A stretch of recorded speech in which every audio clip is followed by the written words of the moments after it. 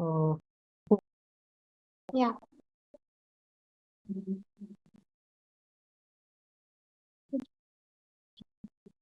yeah. So where do we start? Yeah. So I was, yeah, in this, the video is coming very clear.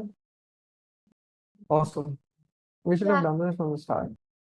Yeah, You need to start it's it cool. from start. No. Oh, I was just, it's figure of speech. Yeah. yeah, yeah. Mm. Where So, were we? I was just telling that how should we create a strategic storytelling on the LinkedIn basically. Okay. So it's a very interesting question, and I'd love to take an example.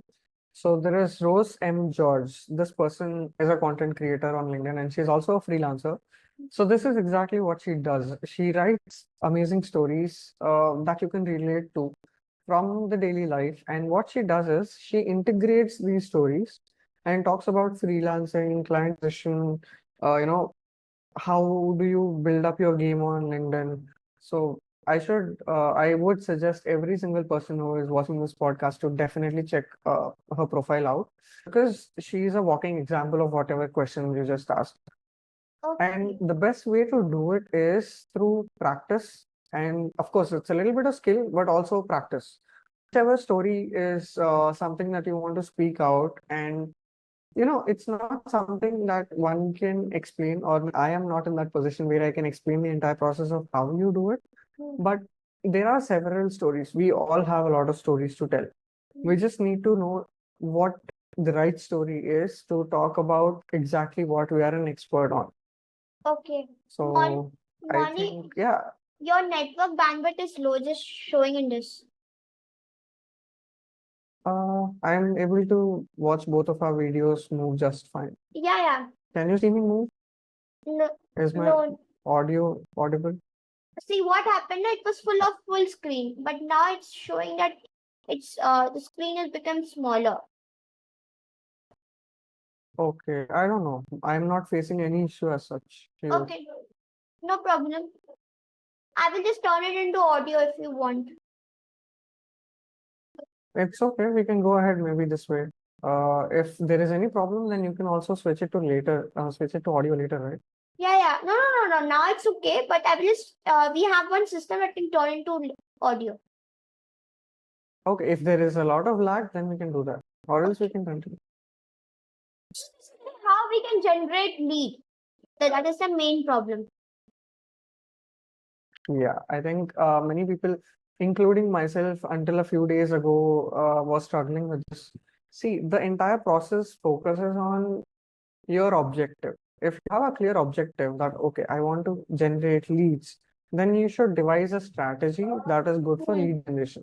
And this strategy is not restricted to content creation. It is also something that you need to do with outreaching.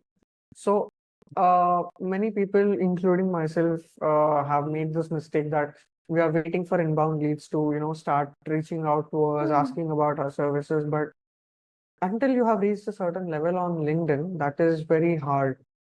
So first thing is you build your personal brand. You start posting, you increase your visibility, you gain followers.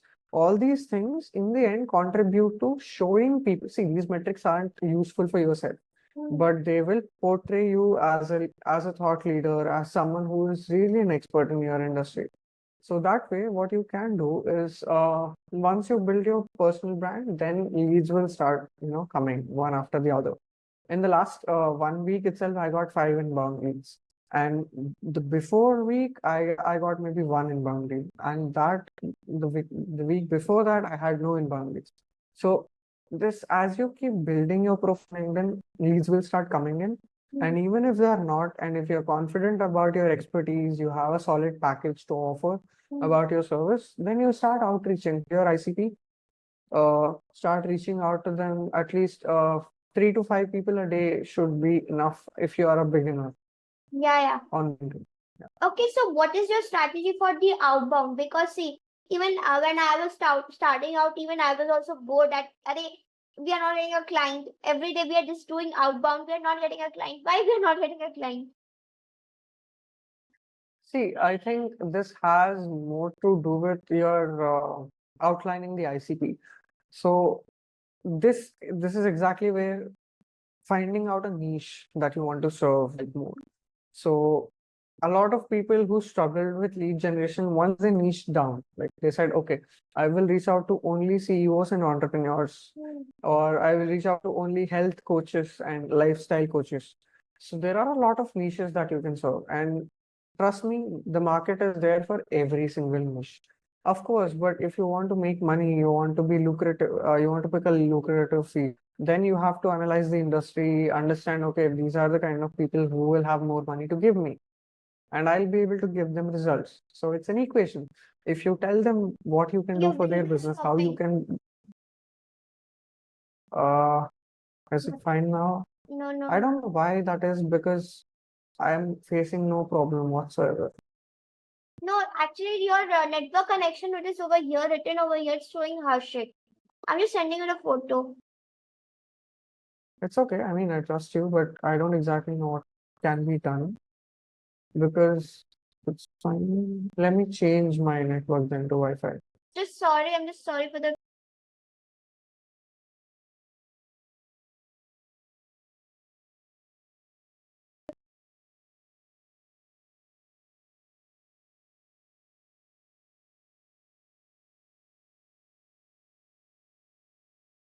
Hi, Pratyasha. Can you hear me? See me?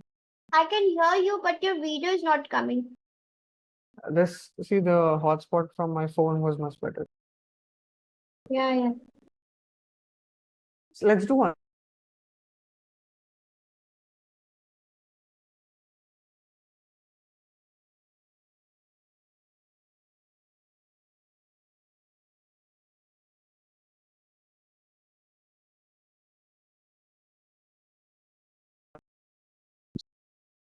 Hi. Hi. Yeah, now you're coming. Yeah, yeah, I was just saying that if the video gets stuck, maybe we can replay the question again. Instead of, interrupting in the middle. Maybe Yeah, this is a better idea. What do you say? yeah, yeah. So basically, what worked for you? Inbound and outbound? So basically, what worked for me is, see, I have only recently started doing outbound. Hmm. Uh, did you stop? Okay. Yeah. Let's repeat the question if that's okay with you. No problem. So what basically worked for you? Inbound and outbound. So, is not particularly inbound or outbound, but referrals. So, like I said, I've been collaborating with certain people, I've been not networking with certain people. So, all this particular networking and collaboration led me to find more opportunities. I have never really worked with an inbound or an outbound. I mean, recently I started inbounds and I'm looking forward to gearing up my offers and, start properly working with those who are actually reaching out to me. But I did not wait for inbounds or outbounds to work. I started reaching out to my peers as well. So there were a few clients who I worked for because of referrals, because of collaborations, because I was connected with agency founders as well. So again, I have to thank all the network that I have to be, to have worked with certain clients. Okay, can you just Yeah. share some of the common mistakes people do when they are just starting out? So the common mistakes that people do when they're starting out is they write a post, it goes viral because it's something relatable and they are doing, they're writing about some common topic which many people can relate to, and then they like the numbers and they get stuck there. So their objective usually is to earn money. But Hmm. then, so this we call as tofu content, top of the funnel content. Hmm. Top of the funnel content has the power and the capability to get max reach. So one mistake would be to get lost in those vanity metrics, and you are like, okay, my likes and engagement, they are, crossing the roof, and I would love to create similar content. So of course, that's the kind of pump you would get when you see those numbers. But the point is, if you do not have a strategy, I did not have a strategy in the beginning. I did not exactly know what to do in the beginning. So a lot of people neglect connecting with the relevant people, and they add a lot of connections to, increase the number of followers. They they have diluted connections. So you have to make sure that you are posting the kind of content that can give you client, not just, numbers. And you have to make sure that you are adding relevant connections to your network. I mean, by relevant, I mean your prospects or your peers, those who are in your industry. And this will happen, and then you'll have to start engaging, replying to the comments that you're getting on your posts. And that's how you gradually build your personal brand. So what changes you made it your system that you got the 6 inbound leads? So you first told me that you got 1 inbound lead, then you got 6 Yes. inbound leads. So, one thing is that I have been consistent for about a year now on LinkedIn. Of course, there were a few times I've taken a break, but first I was posting random content.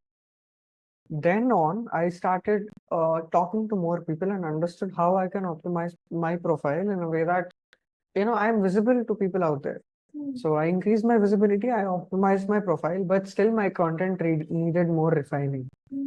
Only recently, I started focusing on something called solving pain points. So this is something very important, and there are different types of content I've been experimenting with, and I finally found out the kind of content that actually started working with me. So the point is that when I started experimenting, I realized, okay, this is the kind of content that is really working for me. And I started writing more of such content, and I realized, okay, this is the kind of content that will bring me more leads because of XYZ reason. And this is the result of experimentation over more than 7 months. And I have a follower increase of at least 30 to 40 every single day. And I've recently crossed the milestone of 5,500 followers. I'm saying this because once you hit the jackpot, it starts showing. I mean, you see it in the numbers, be it likes, be it engagement, be it the number of followers that is increasing for you every single day. And as a result, I think my content is hitting the spot. And also, I am being displayed as someone who's an expert in the field. So these are the two things I built over time, and they are reaping me results now. And I think that is the process that many people follow. Okay. So basically, you told me the pain points. So whenever we look at the content, others' content, so I'm Pratyasha, I'm looking at your content. For example, more. So how do we identify the pain points of our target audience? See, you have target audience and you have prospects. So this happens best. I mean, you understanding the pain points of your prospects or target audience best when you place yourself in their shoes, when you talk to them. So there are, of course, this is why and where, defining your ICP becomes very important. You need to know who you are targeting. When you know who you are targeting, it's not a big deal to find out their problems. You talk to them, you connect with them, you ask them, you approach them with an intention of adding value and not gaining something from them. So when you do that, they know, okay, this person is here to help me. And since they have already been seeing your content and you have been positioning yourself as someone who is out there to provide value to them, they will speak to you, they will tell you. And a lot of these things you will also find out. Your peers have faced the same thing, and they are also, so this is one of the best strategies to use. The people in your industry who are doing better than you, they post content too. And if they are attracting good clients, they are making good money, it means they are hitting the right pain points. So if you do read their content and if you analyze whatever they are writing, you'll also find out, okay, these are the pain points that these people are focusing. And pain points may not be very different for different people. They may be common, they may be different also. But the best way you can address them is to understand, okay, this is my approach towards solving this pain point. You need to know the pain point and you need to know the approach on how you are solving that particular pain point, for XYZ people in the field. For some people, the pain point is regarding visibility. For some people, it is about lead generation. For some people, it is about they're new to LinkedIn, but they want to build their LinkedIn. They don't know how. And all these things matter. So If you are in the field and if you're seeing what is happening in industry, for this you'll have to spend time. For this you'll have to be there, understand, talk to people. So all these different ways you can use to understand the pain points of your target audience and Oh, prospects. okay, so you were just telling me that every day 30 followers are increasing. So it's just because of Yes. you're mentioning the pain points in your content. It's not particularly because I'm mentioning the pain points in my content, but because I have formulated a good strategy for my content. See, one reason is consistency. That is something that you can never compromise on. Second is strategy. You have to have a strategy in place. Okay, this is the kind of content I'm going to post. These are my target audience, and this is the kind of content I'm going to tailor for them. So there are different kinds of content. There is top of the funnel, bottom of the funnel, and middle of the funnel content. So, like I already mentioned, top of the funnel content is generic things. You talk about things that everybody can relate to. Middle of the funnel content is there to show your expertise. It's like you are a good, you're an expert in your field, and you want to show people that by telling people how they can solve their own problems. Okay, you are facing this. This is the way you can do better. I have reached where I have by following these steps. So these will establish you as a thought leader, as an industry leader, or as a leader in your very field.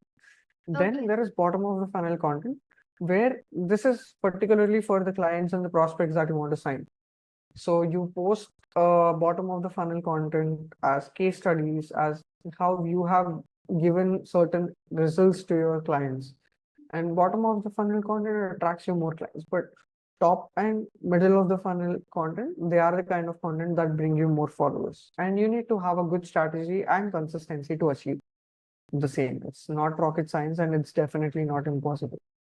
Okay, so in inbound, whenever we want to generate lead, especially the content we are writing, so basically there Hmm. should be a good call to action. So how should we frame Yes. the call to action basically? So, Pratyasha, for this, different people have different approaches. For some people, it is they write the call to action, they have it by the end of their post. They say, if you are XYZ and you're facing XYZ problem, you can reach out to me through DM, or you can send me a particular word and I'll help you out. They offer freebies, they offer, consultation workshops, many things. There are many ways. But what worked most for me is that you add a call to action indirectly. You don't tell them that approach me. You tell them this is the problem you are facing and I have the solution.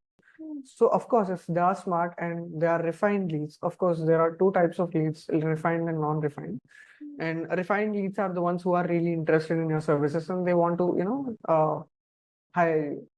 So refined leads, they understand it immediately because they know what they want and they know the problem that they're facing. So once your content reaches refined leads and they know, okay, this is the person who has a solution to my problem, they'll reach out to you, whether or not you write a direct call to action. So that is the approach that I follow. You don't really find, saying if you have XYZ problem, reach out to me. I rarely do it, but what I majorly show is that if you have a problem, I have the solution. Okay, basically I just wanted to ask you that so the client contracts is over. So how do we retain the leads basically? So client retention is one of my favorite parts. And for this, my approach is very different. And I see building a connection is something generic that everybody knows. Okay, if you are working with a client, make sure that you build a connection with them so that they give you referrals or they are retained.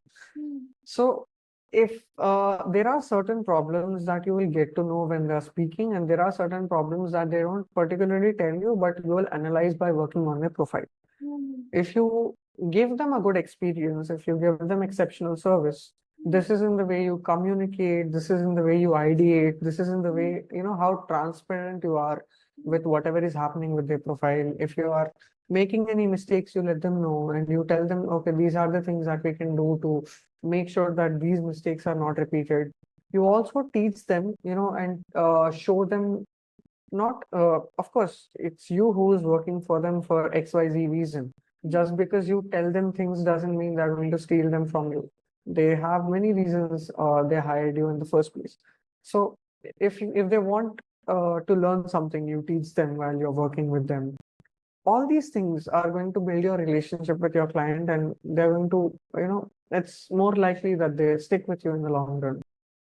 It's about, if I were to sum it up, it's about you, how the kind of experience you give to them, when they're working with you. Okay, one of the thing I need to ask you is that commenting strategy is working a lot for the people who are just starting out on LinkedIn. Yes.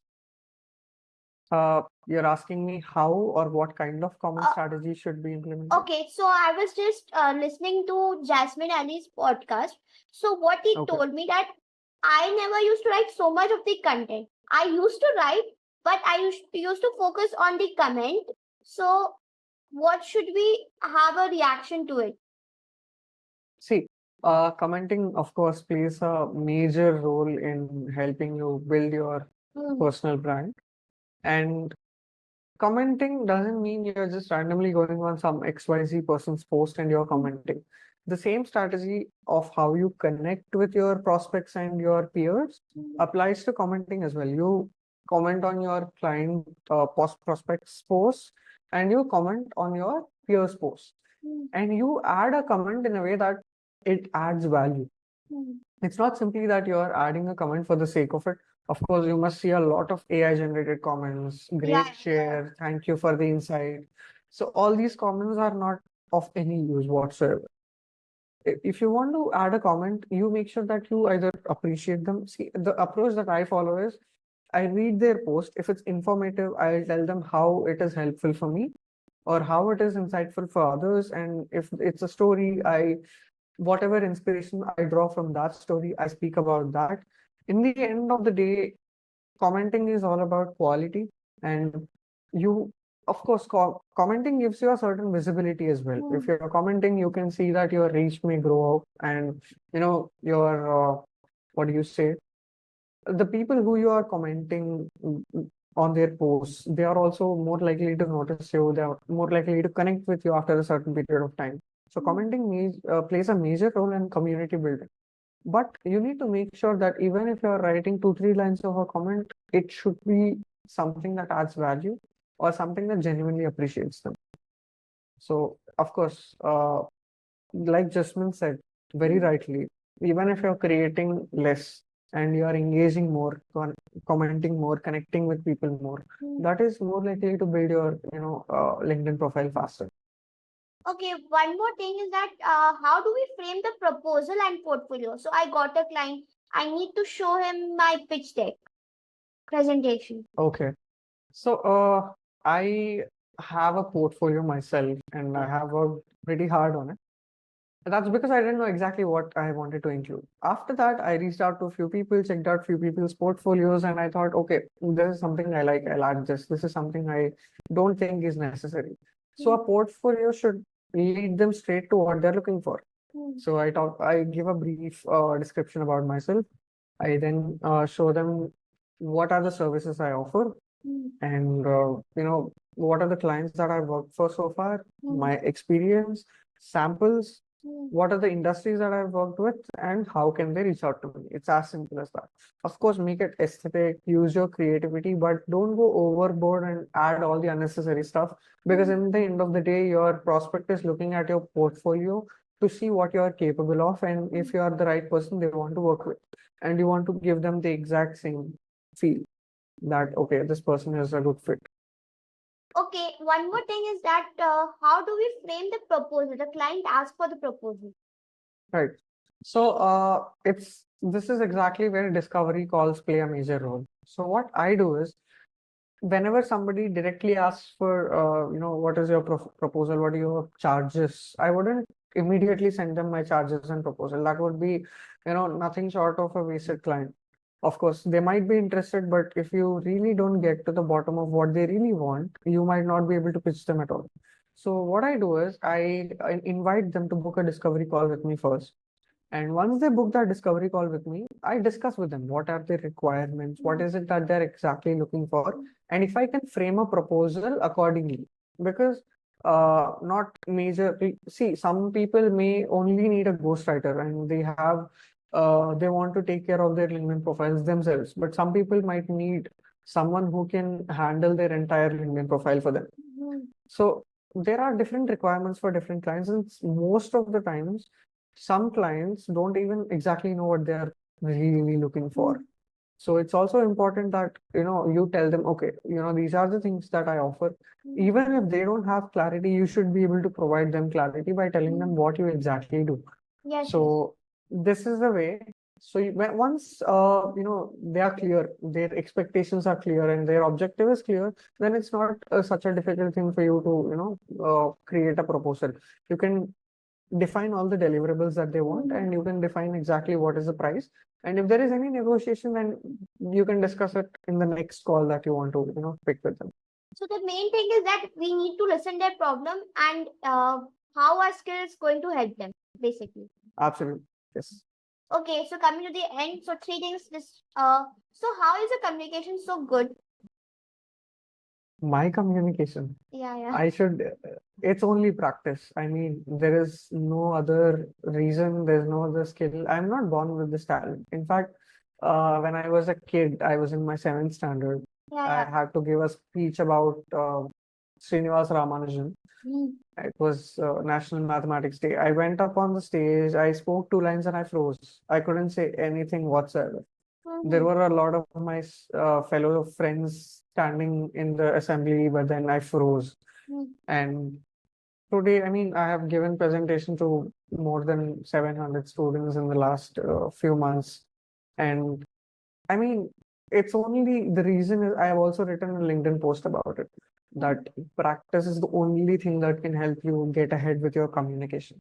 I mean, don't be afraid of making mistakes. If you screw up a few if you make a few syntax errors, you screw up a few sentences, doesn't matter. You keep speaking, you keep doing whatever you feel like, okay, I'm not good at this, then automatically over time you will definitely become better at it. So basically, how did you And practice the also, communication?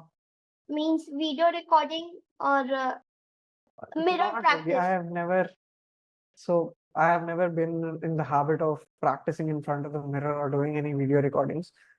I would usually push my limits. I would make mistakes. I would take chances that will lead me to, what do you say? Lead me to talk about anything. And it's not just about talking. Any other skill that you want to develop, you will have to keep practicing. And my way of practicing was grabbing every single opportunity that would let me speak. Mhm. And of course, if you are in an MBA college, you have to You give need to do a lot presentations, of you have to. presentation. Absolutely. So there are plenty of opportunities here already. Mm. And of course, if you don't take a back step and then you are like, okay, doesn't matter what I'm going to do. Even if I speak a few things wrong, even Yeah, if yeah. I get a little, laughter from people, it's okay. Mm. Doesn't matter. So Okay, so don't be so sad. Everyone say that MBA is a scam. Is it true, false? I'm not sad at all, but it depends on people's approach towards MBA. Mm.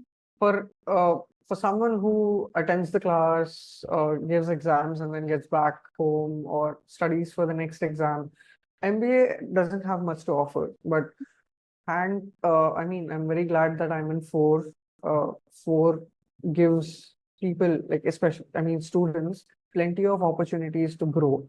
I mean, there are case competitions, there are committees in Case which they studies, can yeah. enroll themselves. Yeah. And of course, the approach of teaching is also of case studies. And there is a lot that you can learn outside the classroom as well as inside the classroom. And the practicality of different subjects. Of course, if you know that, okay, I want to get into marketing and you're choosing an internship, or if you're going for a live project, it's all about grabbing opportunities. The one who looks to find more opportunities than to complain about any of the shortcomings that a particular institute or they themselves have. MBA is a really amazing course. Okay, so one more thing I need to ask you is that the people who are not getting the clients, who are just starting out there, just working very hard, but they are not getting clients. They are having a very bad impact. What is Right. the message? You can just relate to your story also if you want to. So So yeah, if you want to. I'd say absolutely. So there are two things I'd say. First thing is start working with beta clients. They won't pay you anything, but it'll give you a lot of exposure. Okay, you know what? Okay, this is how things are done. You will get the opportunity to experiment and also contribute. So that way you will learn the skill first. Second thing, in the beginning, don't try to get clients. This is my advice. Focus on building a solid strategy and a solid network and a solid content base. Get acquainted with the process. I mean, if you know that, okay, this is what I'll be doing for the next few months, and I'm pretty sure that I'm in here for a long haul, then clients will start coming to you. Once it's like you planted a seed and you water it, and then it becomes a plant, and then it becomes a tree, and then it'll give you fruits. So this is a process, and once it's a tree, it'll keep giving you fruits. So focus on watering the plant more than waiting for fruits. Okay, okay. That's exactly what I did, and I had a plan in December that, okay, I'm going to build my follower count to somewhere around 6,000 by the end of July, which is actually going on schedule. And I wouldn't have believed it if I had, if my past self had, I went back in past and told my past self, you know what, you will actually reach your goal. But I did, and that was exactly my plan. Okay, let me first build credibility. After that, clients will start coming on their own. And that's exactly what's happening. So, the people who are just starting out, so whom they should follow for the LinkedIn for growing their personal brand? Any newsletter, any books, any people?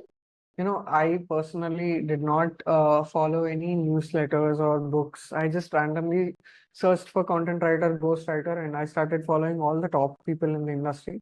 But what I currently recommend is there are a few people that I definitely recommend. There is someone, his name is Achyuta Bidu. There is Vihangi Joshipura.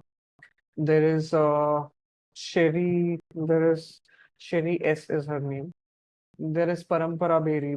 These are a few people who are thriving on LinkedIn. And these are also my friends who taught me a great deal. They are the ones because of whom I was able to, change and, modify my content strategy, get onto my own terms with, how I should approach LinkedIn. So these are a few names I recommended. There are plenty of people that I cannot take enough time to describe about in this podcast. But do search for people who are doing well in the industry. Of course, there are top giants. There's Jasmine Alec. There is also Matthew. I'm not getting his name exactly. Matt Barker. There's Matt Barker is there, and there's someone whose name is Matthew. I'm not It remembering start his from last the name. L or what? His title? I will check it. I will have to go back and check his name out. Yeah, he's having a great content and he gives a Yes, great. Matt Barker is there. Yeah, there's Lara Acosta, obviously. I know. So there are But many such. he is a great copywriter. Of course, yes, he is one of them. And there are many people in India. There's Riya Anchalia, Sahili Chatterjee. Sahili Chatterjee, of course. Vedika. How can I miss her name? Vedika Bhaiya. I mean, yes, there is also XYZ. There is a particular agency, Shirpali Bhati and Sanya Sharma. They run an agency. They are also not Ishan. YouTuber. Ishan Sharma is a YouTuber. Yeah, he has a great personal brand, of course. Yeah, he's having a great personal brand. So it was pleasure talking to you. So thank you for being a guest and thank you for providing a great insight about what is working, what is not working, and how to generate leads. So thank you, Molly. Thank you so much, Pratyasha. This was my first podcast, and it was very easy for me to, communicate thanks to you. And I have to say, they were really good questions that you framed. Very happy to be on podcast, and I'm glad if I was able to contribute. Yeah, you have contributed a great thing. So it's pleasure. You have a great knowledge. So all the best. Thank you, Pratyasha. Yeah. See you around. Yeah. So bye, Molly. Bye bye. Hmm.